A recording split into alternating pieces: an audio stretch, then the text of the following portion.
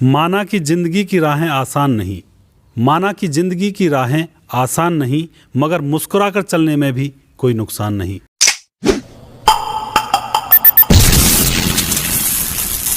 राम राम, जय श्री राम साथियों। मैं हूं सुदेश कुमार और तिरछी बात चैनल में आपका स्वागत है। साथियों, जैसा कि आपको विदित है, मालूम है, हम हर रोज़ यहां पर एक नए मुद्दे के ऊपर चर्चा करते हैं और आपके साथ होते हैं एक नए पंच और सरपंच। तो आज हमारे साथ आए हैं अजीत भाई, जो कि पहले भी चैनल पर आ चुके हैं और आज फिर से इनका आना हुआ है चैनल पर। देखते हैं इनकी राय क्या है और ये किस लिए चैनल पर आए हैं। तो हमारे साथ फिलहाल हैं अजीत भाई। सिर्फ हंगामा खड़ा करना मेरा मकसद नहीं, मेरी कोशिश है कि ये सूरत बदलनी चाहिए। राम राम जी, नमस्कार जी। बहुत ही अच्छी बात अजीत भाई। तो कुछ करने का जज्बा है आपके अंदर, इसीलिए आपका यहाँ पे आना हुआ है। तो सबसे पहले मैं आपसे यही पूछना चाहूँगा अजीत भाई, आज आपका चैनल पर आने का क्या उद्देश्य है, किस लिए आप आए हो, क्या लोगों से आप कहना चाहते हो? नमस्कार जी, मेरे सभी ग्रामवासियों को व तिरछी बात यूट्यूब चैनल के सभी दर्शकों को मेरी तरफ से नववर्ष 2021 की हार्दिक शुभकामना है। पुराना 2020 साल अच्छा नहीं गया, लेकिन हम यही उम्मीद करते हैं कि 2021 वर्ष आपके जीवन में खुशियां लेकर आए, आपके लिए मंगलमय हो। हम यही भगवान से प्रार्थना करते हैं। तो जैसा भाई साहब ने पूछा है कि आपका तिरछी बात चैनल पर आने का उद्देश्य क्या है, मैं बता देना चाहता हूं कि हमारा एक इंटरव्यू 25 दिसंबर को तिरछी बात चैनल पर आया था। उसको बहुत अच्छे लाइक्स मिले, अच्छे अच्छे कमेंट्स मिले, भरपूर प्यार मिला था उस इंटरव्यू वीडियो को। उसमें एक भाई की कमेंट आई, मैं नाम नहीं लूँगा, लेकिन एक भाई कमेंट आई थी कि हम तो वोट उसी को देंगे जो ये लिख कर दे कि कितने दिन में कितना काम हो सकता है। तो मेहरबानों, मैं तो यही कहना चाहता हूँ सबसे, उस भाई की बात मुझे बहुत अच्छी लगी और सभी कैंडिडेट को लिख कर देना भी चाहिए। मुझे ये बात बहुत अच्छी लगी कि हम उसी को वोट करेंगे जो ये लिख कर दे कि कितने दिन में कितना काम कर सकते हैं। तो ये बात मुझे बहुत अच्छी लगी। यही बताने के लिए मैं इस चैनल पर आज दूसरी बार आया हूँ। तो क्या अजीत भाई, आप स्टैम्प पेपर पर लिख कर दे सकते हो कि क्या क्या काम करना है और मैं इतने समय में इतना काम करूँगा, क्या ये करोगे आप? हाँ जी, तो मैं एक शपथ पत्र पर लिख कर दूंगा गांव को। जिस भाई ने भी ये कमेंट डाली बहुत अच्छी लगी। मैं अजीत इस बात की घोषणा करता हूं कि इलेक्शन प्रचार से पहले मैं लिख कर दूंगा, और मुझे ही नहीं, सबको लिख कर देना चाहिए कि आप कितने दिन में कितना काम कर सकते हैं। और अगर इतने दिन में इतना काम नहीं हुआ तो इस्तीफा दे देना चाहिए पद से। मैं खुद इस बात पर जोर दूंगा कि जो काम मैं पहले लिख के दूंगा वो अगर काम नहीं हुआ तो मैं इस्तीफा दे दूंगा। उसमें लिखने का तरीका, शुरुआती 6 महीने में कितना काम करेंगे, 1 साल में कितना काम करेंगे, 2 साल में कितना काम करेंगे, तीसरे, चौथे और 5वें साल में कितना कितना काम करेंगे। ये बात मुझे ही नहीं, सबको लिख कर देनी चाहिए, क्योंकि ये गांव हित का सवाल है। और गांव हित में ऐसे प्रश्न अगर गांव के युवाओं की तरफ से मिलते हैं तो बहुत अच्छी बात है और सभी कैंडिडेटों को ये लिखना चाहिए। और मैं खुद ये लिख कर देने को तैयार हूँ। अगर किसी भाई को लिखवानी हो, कभी भी मुझे बुलाएं, कहीं भी बुलाएं। 81 78 32 74 32, ये आपकी टीवी स्क्रीन के ऊपर ये नंबर आ रहा है। इस नंबर पर कॉल करके कभी भी मुझे कहीं भी बुलाएं और मैं लिख कर देने को तैयार हूँ कि मैं आने वाले कार्यकाल में 5 साल में कब कितना काम करने के लिए तैयार हूँ। अगर काम नहीं कर पाया तो मैं इस्तीफा देने के लिए भी तैयार रहूँगा। बहुत ही अच्छी बात अजीत भाई। और साथियों, बहुत ही अच्छी बात है। हम इस बात से बहुत ही सारे गांव के जो भी लोग विकास करना चाहते हैं गांव के अंदर, वो सभी खुश हुए होंगे इस बात से कि कोई सरपंच ऐसा भी है, कोई सरपंच पद के उम्मीदवार ऐसा भी है जो लिख कर देने के लिए तैयार है। साथियों, बहुत दिन हो गए आज़ाद हुए हमारे देश को, लेकिन उसी दिन से आज तक भुस में लाठी लगती आई है, यानी कि कहते हैं अंधेरे में तीर चलता आया है। कैसे कि कोई भी कितना भी ऊपर से पैसा आता है, कुछ भी ऊपर से सरकार गांव वालों के लिए भेजती है तो बीच से बीच, रास्ते से रास्ते ही गायब हो जाता है। और दूसरी बात यह है कि अगर पैसा आ भी जाता है तो उसको लगाने के लिए कोई पंच सरपंच तैयार नहीं होते हैं। तो यहाँ पे हमें ज़रूरत है कि हम जागृत हों, सभी गांव के युवा वर्ग से मैं कहना चाहता हूं कि आप जागृत हों और सभी पंच सरपंचों से लिखित में मांगें कि भाई हम आपको वोट तब देंगे जब आप फलाना फलाना काम हमें किसी स्टैम्प पेपर पर लिख कर दें, और अगर आप नहीं कर पाते हो तो उसके बावजूद आपको हटाया जा सके। अगर आप काम को नहीं कर पाते हो तो उसके एवज में आपको हटा दिया जाए आपके पद से। इस तरह से आप अगर आगे बढ़ोगे तो ही आपके गांव का विकास होगा, आपके समाज का विकास होगा।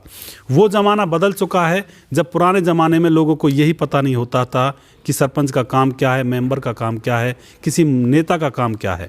आज ज़माना इंटरनेट का है और बच्चे बच्चे को ये मालूम है कि सरपंचों का काम क्या होता है, क्या क्या कार्य करने होते हैं सरपंच को, और किस तरह से अपनी प्रतिभा को दिखाना होता है समाज के अंदर। लेकिन अब भी अगर आप पुराने रास्ते पर चलते रहे तो आपके गांव का, आपके समाज का विकास होना संभव नहीं है। इसीलिए मैं रिक्वेस्ट करता हूं सभी नौजवान भाइयों से कि जो भी सरपंच पद के उम्मीदवार हैं या किसी भी पद के उम्मीदवार हैं, उनसे आप लिखित में लीजिए कि आप अगर बनते हैं तो 5 सालों में कितना कार्य करवाओगे, क्या क्या हमारे समाज हित के लिए करोगे। अगर वो लिख कर देते हैं और उसको काम को नहीं करवाते हैं तो उनको पद से हटाया जाने का प्रावधान भी उस लेटर में होना चाहिए।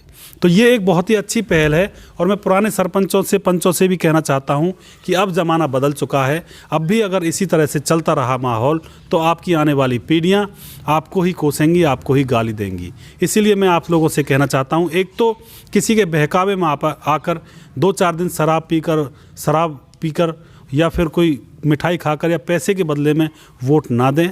अपने भविष्य की तरफ देखें, क्योंकि आज आप छोटा लालच करते हो तो आपका आने वाला भविष्य अंधकार में होने वाला है।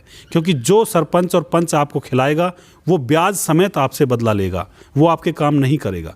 तो हम यहाँ पे यही कोशिश करते हैं कि सबसे पहले तो सिलेक्शन ऐसा होना चाहिए जिसमें किसी का कोई खर्चा ना हो। दूसरी बात, उस पंच सरपंच से आप लिखित में ले सकते हो कि भाई किस किस काम को आप करोगे, अगर इस काम को नहीं कर पाए तो आपको पद से हटा दिया जाएगा और किसी दूसरे मेंबर को या किसी दूसरे इंसान को सरपंच पद सौंप दिया जाएगा। अगर इस तरह की छोटी छोटी चीज़ों को, बारीकियों को आप लेकर चलते हो तो ही आपका समाज का उत्थान हो सकता है, आप आगे बढ़ सकते हो। अजीत भाई, और अजीत भाई ने ये पहल की है।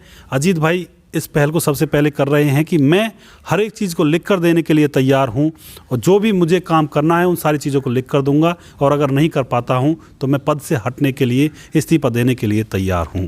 तो ये एक बहुत अच्छी पहल है। अंधेरे में मत रहिए, सोए हुए मत रहिए, थोड़ा सा जागिए, अपने समाज की तरफ देखिए, समाज के लोगों की तरफ देखिए। अजीत भाई, आप लिख कर दे दो और फिर भी काम नहीं करो, लोगों के ये भी प्रश्न होंगे, तो उसके बारे में थोड़ा सा आप लोगों को बताएं।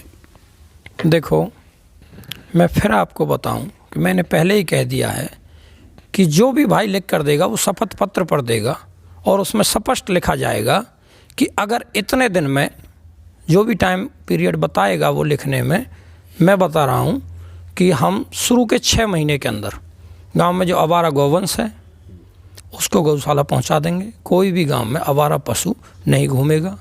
पंचायत के जो स्वागत बोर्ड, गांव बस्ती के स्वागत बोर्ड बनने हैं वो 6 महीने के अंदर ही हम लगवा देंगे। और एक ऑप्शन होता है door to door garbage collection. मुझे तो लगता नहीं है कि door to door garbage collection होता है हमारे गांव से। Door to door garbage collection के लिए हम 100 कूड़ेदान, 100 बड़े डस्टबिन हम शुरू में खरीदेंगे। 20 वार्ड हैं हमारे गांव में, तो हर वार्ड को 5 बड़े कूड़ेदान हम देंगे, वार्ड में रखवाएंगे।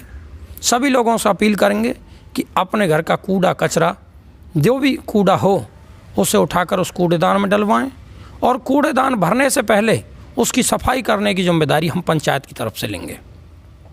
हम 1 साल में बिजली और पानी, स्कूल और हॉस्पिटल, इन बातों का पूरा ध्यान रखेंगे और 1 साल में बिजली, पानी और स्कूल, हॉस्पिटल की व्यवस्था को कहीं भी नुकसान नहीं पहुंचने देंगे।